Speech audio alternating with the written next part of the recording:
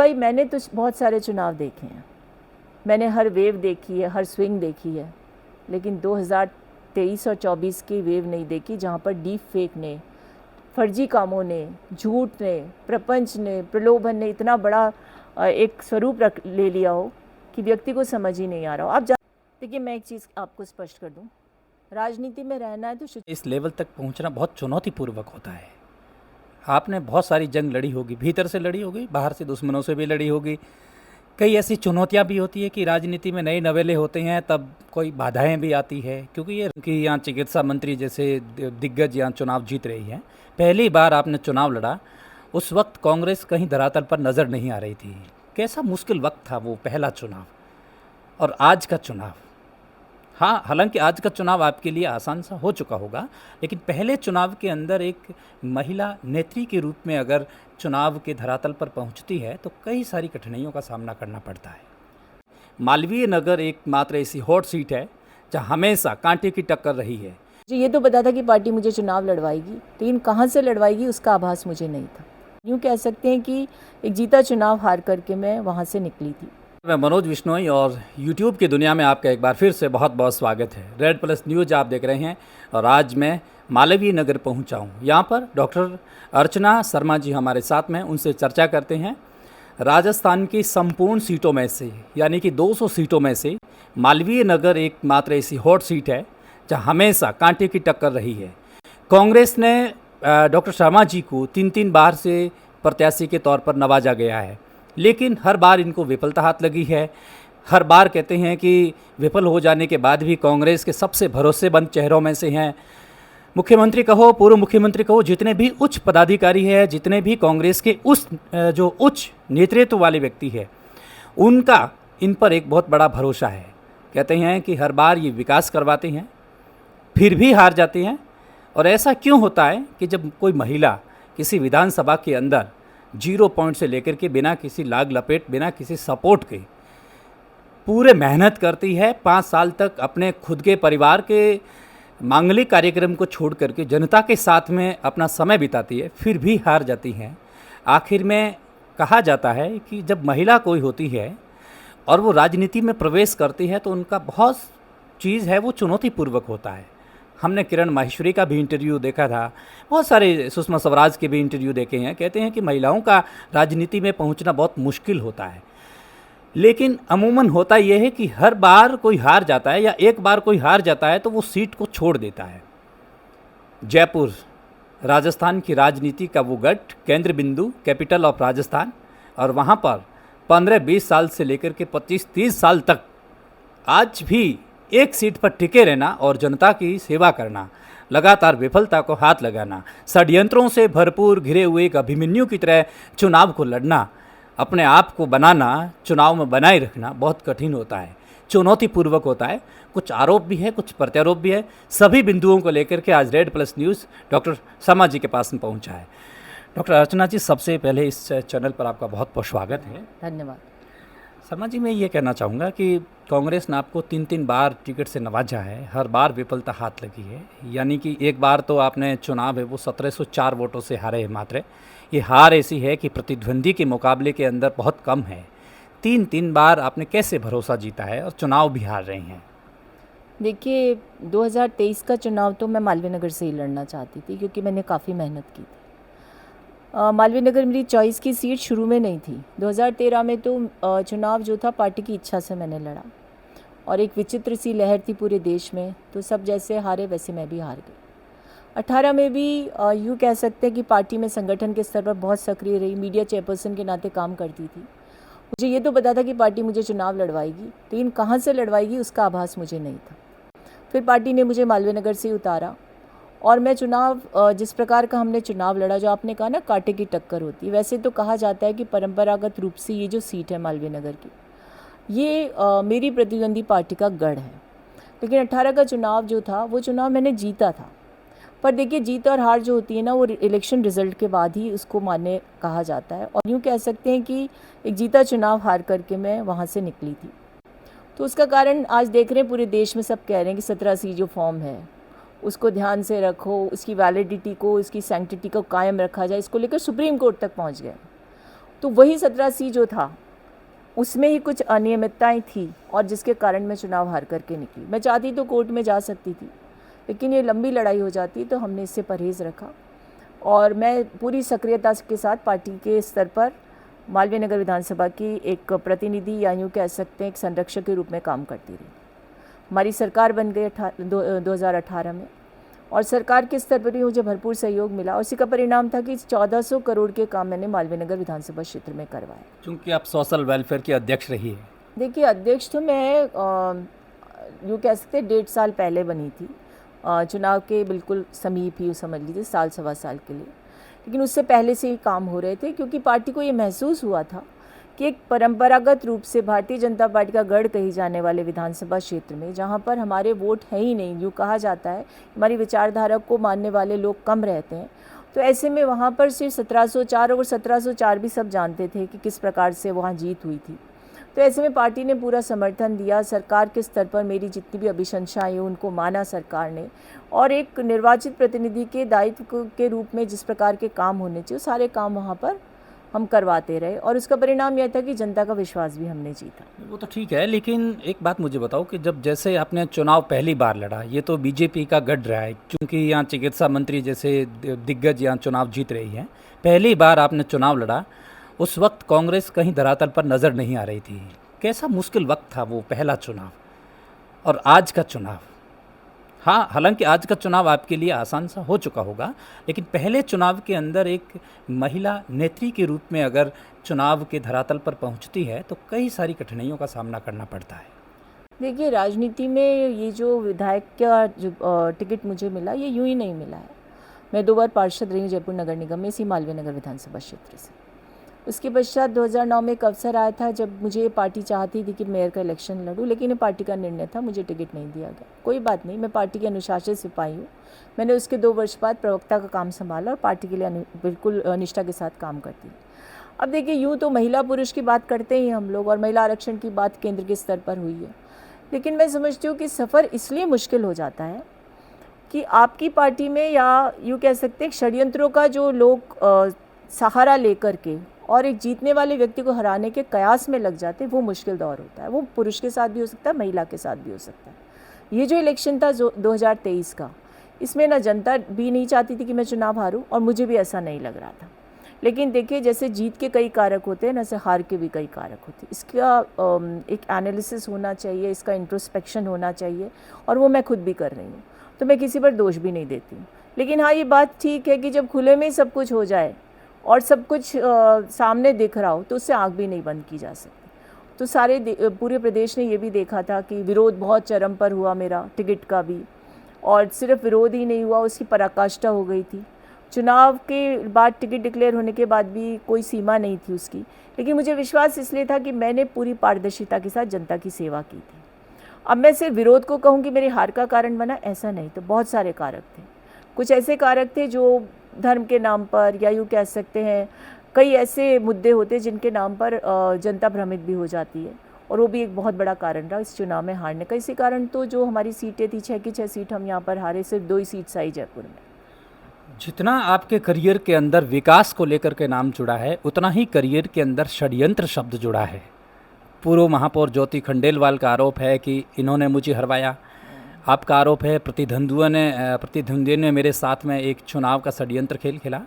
और मैं कई सारे ऐसे खोज करके आया हूँ कि कुछ लोग जो आपके साथ रह करके आपकी पीठ में छुरा घोंपने का काम किया है। कई बार ऐसा आपके साथ में होता है कि चुनाव जब नज़दीक आता है, तब जो लोग आपके वफादार हैं वो आपकी खिलाफत करते हैं।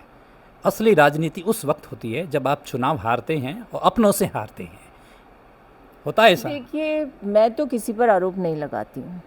अब कोई हार जाए तो किसी व्यक्ति विशेष पर आरोप लगाता है, तो उसको पहले ऐसा षड्यंत्र आपके साथ हुआ? हाँ, मैं आ रही हूँ उस पर, क्योंकि देखिए, मैं व्याख्या नहीं करूँगी तब तक आप कैसे समझेंगे। सीधा 1 to 1 तो मैं कह नहीं सकती।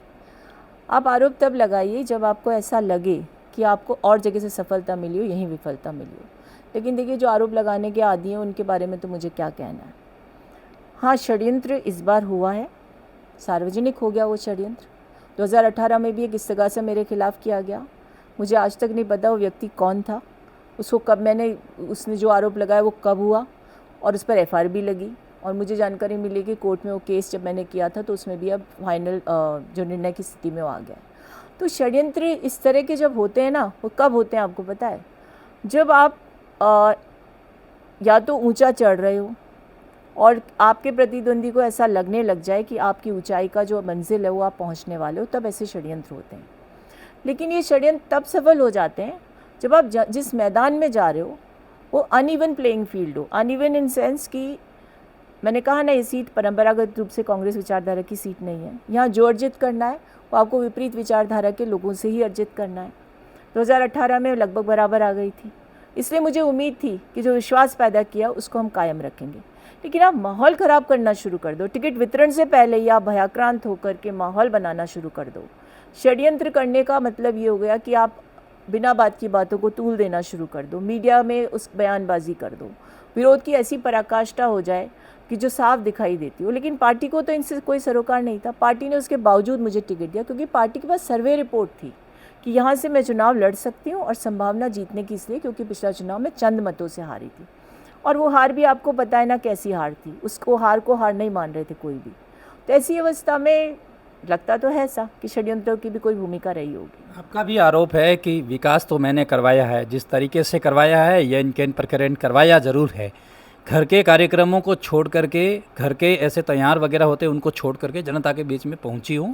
घर के मांगलिक कार्यक्रम को छोड़ करके जनता को खुश करने के लिए, उनका दुख दूर करने के लिए मैं वहाँ पहुंची हूं। और आपने ये भी कहा कि मेरे विकास का जो मैक्सिमम जो काम है वो विरोधियों ने उठा लिया है। विरोध आपके मतलब विकास आपने करवाया है और उसका क्रेडिट विरोधी ले रहे हैं, ये सच्चाई है क्या? देखिए, विकास तो हुआ ही मालवीय नगर में, मेरे पास तो आंकड़े हैं पूरे। हाँ, मेरे विरोधी उसका यश लेने का प्रयास करते थे, इसमें भी कोई दौराहे नहीं है। सार्वजनिक जीवन का मतलब ही ये होता है कि आप अपने निजी जीवन से बाहर निकल करके जनता के बीच में रहें, उसके सुख दुख में प्रतिभागी हों। और जब आप सार्वजनिक जीवन का हिस्सा बनते हैं तो ये आपकी जिम्मेदारी भी होनी चाहिए कि आपने जिस जनता के प्रति समर्पण अपना व्यक्त किया, उसके प्रति आप पूरी तरह समर्पित होकर उसके विकास को अंजाम दें। आज मालवीय नगर विधानसभा क्षेत्र का कोई भी ऐसा इलाका नहीं है जहां आपको कोई कमी दिखाई दे विकास के रूप, चाहे सीवर लाइन डलवाने की बात हो, सड़कों के निर्माण की बात हो, पार्क्स के सौंदर्यन की बात हो। मैं तो छोटे छोटे काम तक करती थी। अगर सीवर के चेंबर्स भी ओवरफ्लो करते थे तो मुझे सीधा जनता फ़ोन करती है, मैं खुद जाकर उनको खुलवाती थी। तो काम करना चाहिए, सार्वजनिक जीवन में जनता के प्रति समर्पण भी होना चाहिए। हार जीत का निर्णय भी जनता ही करती है, तो उसको भी हम शिरोधार्य कर लेते हैं। कई बार ऐसा भी होता है कि एक महिला को इस राजनीति क्षेत्र में इस लेवल तक पहुंचना बहुत चुनौतीपूर्वक होता है। आपने बहुत सारी जंग लड़ी होगी, भीतर से लड़ी होगी, बाहर से दुश्मनों से भी लड़ी होगी। कई ऐसी चुनौतियां भी होती है कि राजनीति में नए नवेले होते हैं, तब कोई बाधाएं भी आती है, क्योंकि ये राजनीति है, असल में दिखती वैसी होती नहीं है। कई बार कांग्रेस के पूर्व मंत्री हेमाराम जी चौधरी कह चुके हैं कि राजनीति में कई रंग होते हैं। आपने किन किन चुनौतियों का सामना किया? एक महिला को इस लेवल तक पहुंचने में आज के समय के अंदर कितना कठिन रहेगा? देखिए, मैं जहाँ तक समझती हूँ, मैं अपनी बात कर सकती हूँ कि मेरा भी इंडक्शन पॉलिटिक्स में बाई चॉइस नहीं था, लेकिन मैं राजनीति में आई, ये प्रारब्ध था। और मैंने राजनीति शुरू की एक पार्षद के रूप में। तो मैं समझती हूँ कि सबसे कठिन डगर होती है राजनीति का पहला पायदान पार्षद बनना। और पार्षदी में ऐसे इलाके से बनती जो मेरे घर का क्षेत्र नहीं था, लेकिन मैंने ईमानदारी से काम किया, दोनों बार जीती। और सिर्फ मैं ही थी महिला पार्षद क्या, कोई पार्षद नहीं जीता था मालवीय नगर से, दोनों बार मैं जीती। उसके बाद जब 2013 में मैं चुनाव लड़ी मालवीय नगर से, उससे पहले भी जो भी थे वहाँ, तब कोई पार्षद नहीं जीतता था, मेरे से पहले जो चुनाव लड़े उनके समय भी। लेकिन जब 2013 में मैं चुनाव लड़ी तो उसके बाद तो परिस्थितियाँ बहुत विपरीत हो गई थी पूरे देश में। पर 18 के चुनाव के बाद मैंने 10 पार्षद जिताए मालवीय नगर विधानसभा क्षेत्र से। और ये वो विधानसभा क्षेत्र था जहाँ उम्मीद नहीं कर सकता था कोई कि यहाँ पर स्थानीय निकाय का कोई प्रतिनिधि जीत सकता है। अब आपने कहा बाधाएं, तो देखिए बाधाएं तो आती हैं, वो महिला हो या पुरुष हो, राजनीति कोई ऐसा आसान डगर नहीं है। ये तो 24/7 का काम है। लेकिन काम करना, संगठन के स्तर पर सक्रियता के साथ काम करना, शायद पार्टी ने इसी के प्रतिफल में मुझे हर बार नवाजा टिकट दे करके। एक दौर था जब हम 21 सीटों पर आए थे 2013 में, उस समय प्रवक्ता थी कांग्रेस की, और उसके बाद मुझे मीडिया चेयरपर्सन नहीं बनाया गया, एक विशेष पद से नवाजा गया। तो ये तभी होता है ना जब आपको पार्टी इस तरह से आकलन करती है कि आप उस जिम्मेदारी को निभा सकते हैं। और मुझे ऐसा लगता है कि मैंने उसके साथ न्याय करने का भरपूर प्रयास किया। और हम पूरे संगठन के स्तर पर प्रदेश अध्यक्ष हों, हमारे पूर्व मुख्यमंत्री हों, हमारे अन्य वरिष्ठ नेता हों, या हम लोगों ने पार्टी के स्तर पर बहुत काम किया। उससे ये परिणाम हुआ कि 2018 में हमारी सरकार बन गई। दुर्भाग्य से मैं चुनाव हार गई। लेकिन ये जो दौर होता है ना, इसमें मुझे मुश्किलें तो आई, पर मैंने जिस तरह का वितंडावाद 2023 के चुनाव में देखा, ऐसा मैंने कभी नहीं देखा। तब मुझे एहसास हुआ कि सचमुच राजनीति जो है ना, वो काजल की कोठरी है। और वो कबीरदास जी ने कहा था, कौन हो सयानो जाए, लगी है तो लगी है। तो मेरा ये मानना है कि आप कुछ मत करिए 5 साल तक। किसी ने काम किया है, उस क्षेत्र में सक्रिय है, तो अभयाक्रांत होकर उसकी पूरी जो शख्सियत है उसे बर्बाद करने का काम कर दीजिए, उसके खिलाफ षड्यंत्र रच लीजिए। ये सब मैंने 2023 में देखा। इससे पहले भी देखा था, पर उस स्तर पर नहीं देखा था। और मैं समझती हूँ कि यही कारण है कि मैंने इन सब चीज़ों को सोच करके, बहुत विमर्श के बाद, और मैं जानती थी कि यदि पहले कदम उठाऊंगी तो पार्टी को ही नुकसान होगा, क्योंकि लोकसभा चुनाव आसन्न थे। तो आप सोचिए कि मेरे लिए तो ये चुनाव हारना और चुनाव के दौरान बनी परिस्थितियाँ एक ऐसा, मैं कह सकती हूँ कि सेटबैक था, जिससे एक आम आदमी 3 जन्मों में भी नहीं उबर सकता। तब भी मैंने संयम रखा और मैंने ये निर्णय किया कि पार्टी को मेरे इस निर्णय से नुकसान नहीं होना चाहिए। इसलिए मैं इस सब चीज़ को लेकर के जिस दिन लोकसभा चुनाव संपन्न हुए राजस्थान में, उसके अगले दिन कोर्ट गई और कोर्ट में जा कर के मैंने इस चीज़ को मानहानि के रूप में प्रस्तुत किया है।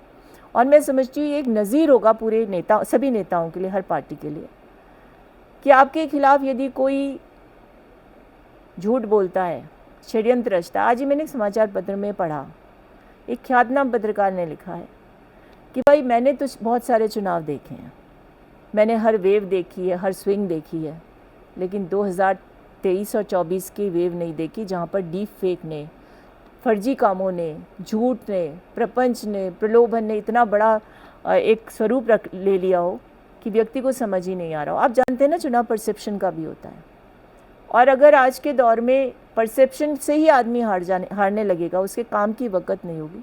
तो सबको सोच करके मैंने निर्णय लिया, और मैं समझती हूँ नज़ीर बनेगा हर उस नेता के लिए जो ईमानदारी से काम करना चाहता है, लेकिन उसके खिलाफ षड्यंत्र होते हैं, उसके खिलाफ लोग बिगुल थोप देते हैं, उसको हराने का प्रयास करते हैं, उसे ध्वस्त करने, नेस्तनाबूद करने का प्रयास करते हैं। उन सब की लड़ाई में लड़े।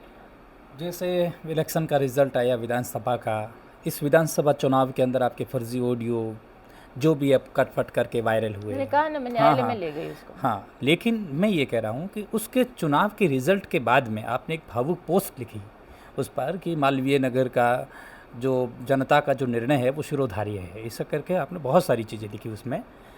वो जब हर कोई पढ़ता है तो एक आंखों में से आंसू आ जाते हैं कि किन तकलीफ़ों से सामना करने के बाद में कोई चुनाव ईमानदारी से लड़ता है और भीतर के छुर्रों से, षड्यंत्रों से, ऐसे प्रपंचों से वो हार जाते हैं। बहुत दुख भरी विषय होती है उन चीज़ों को पढ़ना। जब हमने पढ़ा था, मैं बाड़मेर से हूँ, वहीं मैंने पढ़ा था इन चीज़ों को, इसलिए मैंने उसी दिन ठान लिया था कि अर्चना जी का इंटरव्यू लेना है कि आखिरकार ये मामला क्या है। उस समय आपको जितना दुख हुआ उसकी कोई पैरामीटर माप नहीं सकता कि कोई जीता हुआ मैच अगर हार जाता है तो ट्रॉफी को हाथ लगाते लगाते रह गई चीज़। उसके बाद की स्थिति को आपने कैसे सामान्य किया, हम ये जानना चाहते हैं। देखिए, इस बार तो सामान्य होने लायक परिस्थिति नहीं थी। कारण ये था कि मैं 4 महीने से इस दंश को झेल रही थी, टिकट मिलने से पहले और टिकट के बाद तक। लेकिन मैं जंग छोड़कर भागना नहीं चाहती थी, मैदान छोड़कर। मेरी पार्टी मुझ पर विश्वास कर रही थी। मुझे नहीं पता था कि ये नेक्सस इतना ज़्यादा मजबूत हो सकता है कि वो एक स्तर पर मेरे खिलाफ कुछ भी करने को तैयार थे। लड़ाई को लड़ना, मैदान में उतरना। उम्मीद तो मैं कर रही थी कि मेरी पार्टी के लोग मेरा साथ देंगे, लेकिन कुछ लोगों ने निर्णय कर रखा था और वो हमेशा करते, तो मुझे उनसे बहुत बड़ी नाराज़गी भी नहीं है। बस नाराज़गी इतनी है कि आप जितने बड़े पदों से नवाजे गए हो पार्टी में, तो कम से कम पार्टी के खिलाफ ऐसा काम मत करो कि पार्टी की प्रतिष्ठा को हानि पहुँचे। देखिए, कंपटीशन हो सकता है पॉलिटिक्स में, आप प्रतिद्वंदी या यूँ कैसे प्रतिस्पर्धी हो सकते, प्रतिद्वंदी होने के साथ दुश्मन बन जाओ, ऐसी परिस्थितियाँ अनुकूल नहीं है पार्टी के लिए। और देखिए, आज मैं चुनाव हारी हूँ तो मैं किसी पर आरोप नहीं लगा रही हूँ कि किसी ने मुझे चुनाव हरा दिया। मैंने कहा ना, चुनाव जीत, कहते हैं ना अंग्रेजी में, नथिंग सक्सीड्स लाइक सक्सेस और defeat stands alone. Success as many fathers, जैसे जीतोगे बहुत सारे बाप खड़े हो जाए, हम कारक थे, मतलब हिंदी में ट्रांसलेट किया मैंने उसको। लेकिन विफलता के साथ कोई नहीं खड़ा होता, उसमें दोषारोपण होता है। पर मैंने मेरे जीवन में किसी भी चुनाव को हारने पर अपनी पार्टी किसी साथी पर आरोप नहीं लगाया। पर इस बार तो मुझे आरोप लगाने की ज़रूरत ही नहीं थी, खुला खेल था। और उसके बाद जिस पराकाष्ठा पर वो लोग पहुँचे, उस पराकाष्ठा ने मुझे अंदर तक आहत कर दिया। और ये आहत होने का कारण ये था कि मैं पार्टी के प्रति समर्पित होकर काम कर रही थी।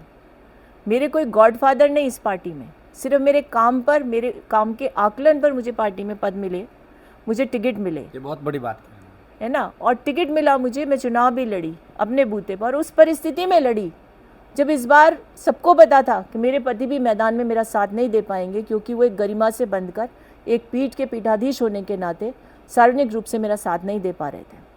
मैं नहीं कहती कि महिला होने के नाते एक पुरुष का साथ होना ज़रूरी है, या किसी महिला नेता को लड़ने के लिए उनकी भी मर्यादाएं होती है। उनकी मर्यादाएं होती है। पुरुष लड़ते हैं तो घर की महिलाएं भी साथ देती हैं, पर मेरे साथ ये बहुत बड़ी बाध्यता हो गई थी। पर न जाने ऐसा क्या था कि इतनी बड़ी एक षड्यंत्र रचा गया, और जो मोहरा था उस मोहरे का इस्तेमाल करके और जिस प्रकार से एक प्रपंच रचा गया, वो मैं समझती हूँ भारत की राजनीति में एक कलंक है, और उस कलंक को मिटाने के लिए मैं संघर्ष कर रही हूँ। क्या रुझान है अब लोकसभा चुनाव का? 25 में से इंडिया अलायंस कितने सीट ले रही है?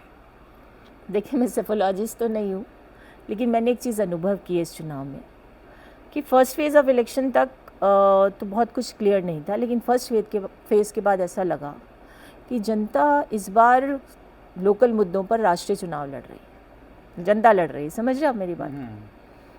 तो आप जिस क्षेत्र से आते हैं, मुझे तो उम्मीद है वहाँ भी इंडियन अलायंस की सीट निकलने वाली है। इसके अलावा मैं समझती हूँ कि एक बहुत अच्छी संख्या में राजस्थान में हमें सफलता मिलेगी, और इसके साथ ही राष्ट्रीय स्तर पर भी इंडिया अलायंस को अच्छी सफलता मिलने वाली है। सरकार किसकी बनने वाली है? देखिए, मैंने कहा ना कि अब ऐसे आकलन करना तो बहुत मुश्किल है, लेकिन उम्मीद है, और कोई बड़ी बात नहीं, कि इंडिया अलायंस की सरकार बन जाए। भजन सरकार को 10 में से कितना नंबर देना चाहेंगे?